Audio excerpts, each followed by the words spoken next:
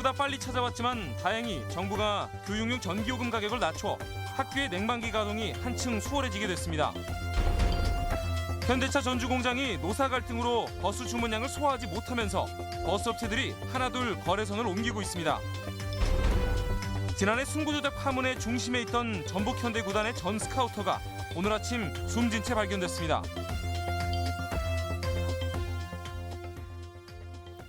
여러분 안녕하십니까? 전북권 뉴스입니다. 여름철 학교 찜통교실이 사라지게 됩니다. 정부가 올해부터 교육용 전기요금 체계를 바꿔 요금 부담을 크게 줄이기로 했습니다. 작년보다 요금이 20%나 절감된다고 하니 학교의 냉난방기 가동 부담도 덜 전망입니다. 강동엽 기자입니다.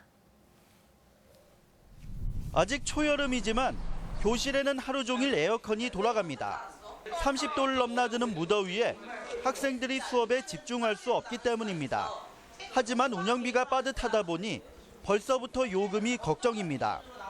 에어컨을 틀고 싶은데 전기세에 대한 부담이 있어서 그렇게 학생들이 마음껏 틀어줄 수 없어서 그건 부담스럽습니다.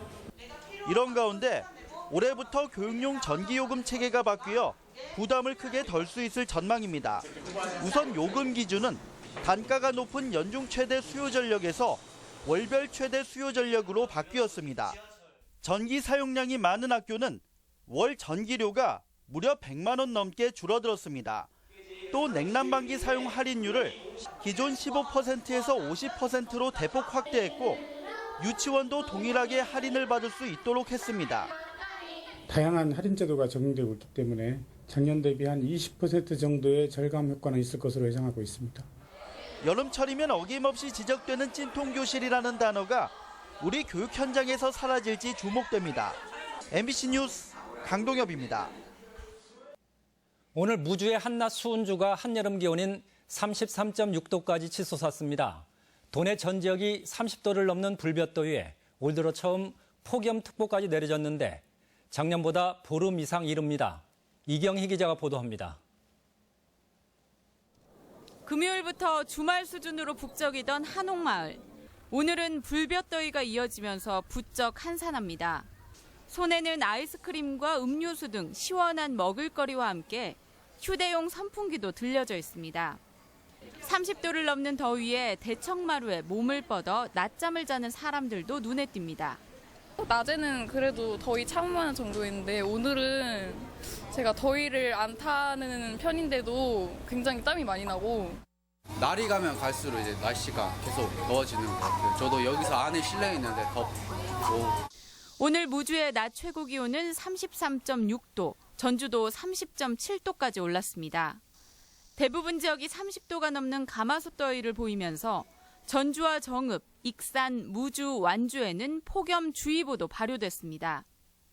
지난해보다 폭염특보가 내려진 시기도 무려 20여일이나 빨라졌습니다. 늦은 오후에 도내 북부 지역을 중심으로 소나기 가능성이 있지만 더위를 식히기엔 역부족입니다. 이번 주말에는 고기압의 영향으로 대체로 맑겠으며 낮에는 30도 내에 무더운 날씨가 예상돼 오니 야외 활동 및 건강관리에 유의하시기 바랍니다. 기상지청은 따뜻하고 습한 공기가 유입된 데다 일사까지 더해져 무더위가 빨라졌다고 밝혔습니다. MBC 뉴스 이경입니다.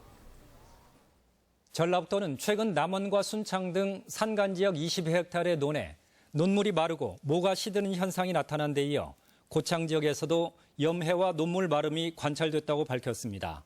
전라북도는 급수차를 동원해 긴급 급수를 실시하는 한편 47억 원을 투입해 관정 개발과 간이 양수장 설치를 추진하고 있습니다. 현대자동차 전주 공장의 노사 갈등이 지역 경제에까지 파장을 미치고 있습니다. 납기 지연에 주문 취소가 이어지고 있고 도내 협력업체들도 피해를 호소하고 있습니다. 한범수 기자가 취재했습니다. 전주의 한 시내버스 회사가 얼마 전 구입한 대형 버스입니다. 그동안 전주 공장에서 생산되는 현대차를 주로 이용해왔는데 이번엔 거래처를 바꿀 수밖에 없었습니다. 법정 연한이 지난 차량을 교체하려고 계약을 맺었지만 현대차가 납기일을 지키지 못했기 때문입니다. 다수의 현대자동차 차량을 보유하고 있고 부품 조달이나 수리 문제 같은 경우도 쉽고 용이해서 현대자동차를 사용하고 있는데 차량 수급을 할 수가 없어서 올 들어 지금까지 현대차 전주공장에 접수된 시내버스 주문량은 1,300여 대. 하지만 이 중 10%가량인 241대는 주문이 이미 취소됐습니다. 잔업을 두고 노사 간 입장차가 첨예해 추가 생산이 미뤄지고 있는 탓입니다. 아쉬운 것은 취소된 물량이 울산의 또 다른 버스 제조업체나 중국으로까지 거래처를 옮기고 있다는 점입니다. 거래처를 바꾸기 위해서 예제차를 알아보고 있고요. 국내 울산에 있는 업체를 방문해서 다른 차를 알아보려고. 교체 주기상 시내버스 주문이 폭증하는 올해 전주 공장이 처리해야 할 물량은 4,300여 대. 하지만 현 상태로라면 3,000대밖에 생산할 수 없습니다. 대당 1억 원이 넘는 시내버스의 경우 수입의 50% 이상이 협력업체에 돌아갑니다. 결국 40여 개 도내 협력업체가 눈앞에서 포기해야 할 손해는 어림잡아도 500억 원에 이를 것으로 추정할 수 있습니다. 차 한 대당 1억 1천에서 2억 1천이기 때문에 약 1천억에서 2천억 정도 매출 손실이 발생하고 협력업체들에도 그만큼의 매출 손실이. 현대차 노사의 뿌리 깊은 갈등으로 그 피해가 지역 경제로 미치고 있는 상황에서 상생을 바라는 목소리가 커지고 있습니다. MBC 뉴스 한범수입니다. 전라북도는 농협은행을 비롯해 10여 개 계열사를 보유한 농협중앙회 유치가 혁신도시를 금융중심지로 만드는 가장 효과적인 방법이라고 보고 농협중앙회 이전을 정부에 건의할 계획입니다. 어제 전북을 방문한 장하성 청와대 정책실장도 지역에서 유인책을 가지고 접근하면 적극 협조하겠다며 기존 금융산업과 농생명을 결합할 경우 효과가 클 것이라고 언급하기도 했습니다. 프로축구 전북현대가 지난해 승부 조작에 휘말리면서 그 파장이 적지 않았는데요. 당시 심판을 매수했다고 알려진 스카우터가 오늘 숨진 채 발견됐습니다. 이종휴 기자의 보도입니다. 전주 월드컵 경기장 관중석 출입구입니다. 50대 남성이 목을 매 의식이 없는 상태로 발견된 건 아침 8시쯤. 신고를 받고 출동한 구급대원들이 급히 병원으로 옮겼지만 숨졌습니다. 문을 열 때 자동문이 아닌 이상 문고리를 잡게 되잖아요. 자꾸 열었는데 자꾸 열고 나가는 순간 이제 있으시니까. 숨진 남성은 심판 매수 사건으로 지난해 축구계를 떠들썩하게 한 전북 현대 전 스카우터 50살 차모 씨였습니다. 차 씨는 2013년 구단에 유리한 판정을 내려달라며 K리그 심판 3명에게 수백만 원의 뇌물을 준 혐의로 징역형을 선고받았습니다. 승부조작 파동에 구단은 지난해 승점이 삭감되는 등 중징계를 받았고 차 씨 역시 해고됐습니다. 집사람이 경황이 없어요. 투표를 뽑아갖고 진술을 제대로 좀 안 돼 있어요. 구단 측도 차 씨 소식에 뒤숭숭한 분위기지만 차 씨의 죽음이 구단과는 무관하다고 선을 긋고 있습니다. 오라다. 와서 복직해야 되겠다. 왜냐면 보상 받아야 되겠다. 이런 액션이 있었어야 맞거든요. 근데 그런 건 전혀 없었거든요. 전혀 없었어요. 현장에서 유서는 발견되지 않은 것으로 알려졌으며 경찰이 유족 등을 상대로 사망 경위를 조사하고 있습니다. MBC 뉴스 이종휴입니다.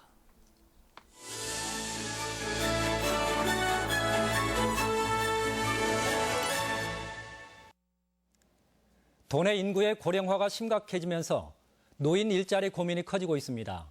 취업을 원하는 노인은 많은데 일자리는 양이나 질 모두 수요에 턱없이 부족합니다. 박연선 기자입니다.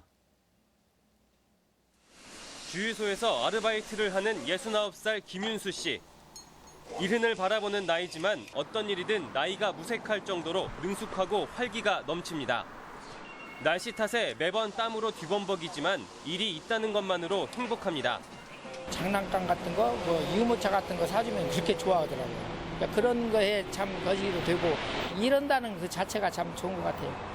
젊은이 못지않은 열정에 주유소도 만족도가 높습니다. 여기에 시니어 인턴십 프로그램을 통해 정부로부터 6개월간 임금 보조를 받을 수 있어 일석이조입니다. 나이 드신 분들이 책임감도 강하고 그 사회의 경험이 있다 보니까 일을 찾아서 한다고 얘기해야 할까요? 아파트 경비 일을 하는 허병환 씨. 본연의 업무인 경비 업무는 물론 매사에 최선을 다해 평이 좋지만 나이 탓에 취업에는 상당한 어려움을 겪었습니다. 구인 광고 내는 곳을 아마 100여 군데 이상 전화해봤을 거예요. 꼭 물어보는 것이 나이가 몇 살이냐고 물어. 지난 3년간 도내 노인취업센터에 취업의 문을 두드린 구직 희망자는 1,500여 명. 실제 취업에 성공한 사람은 3,300여 명에 그쳤습니다. 그마저도 단순 반복 업무나 저임금 업종이 대부분입니다. 전문 영역을 그대로 살릴 수 있는 그런 일자리 발굴이 시급하다고 생각이 되고요. 어르신들 의무 고용제를 좀 법제화하는 방안도 수많은 사회 문제를 동반하는 고령화의 속도가 빨라지면서 실효성 있는 노인 일자리 정책은 더 이상 늦출 수 없는 현실입니다. MBC 뉴스 박연선입니다. 전라북도 노인보호 전문기관에 따르면 지난해 도내에서 접수된 노인 학대 상담 건수는 2,400건을 넘어 지난 2014년 1,600여 건에 비해 50% 정도 늘어났습니다. 경찰은 노인 학대 가해자 대부분이 자녀와 배우자 등 직계 가족인 까닭에 학대가 숨겨지고 있다며 적극적인 신고를 당부했습니다. 간추린 뉴스입니다. 이낙연 총리는 오늘 익산 원불교 총부를 찾아 문 대통령의 국정 운영에 종교계의 도움이 필요하다며 종단의 지원과 조언을 부탁했습니다. 이 총리의 전북 방문은 두 번째며 다른 일정 없이 종교 지도자 예방 차원에서 이루어졌습니다.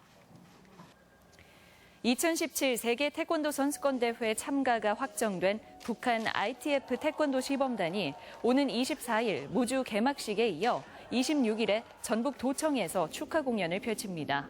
시범단은 28일 서울 국기원과 30일 무주 폐막식까지 모두 4차례 공연에 나설 계획입니다.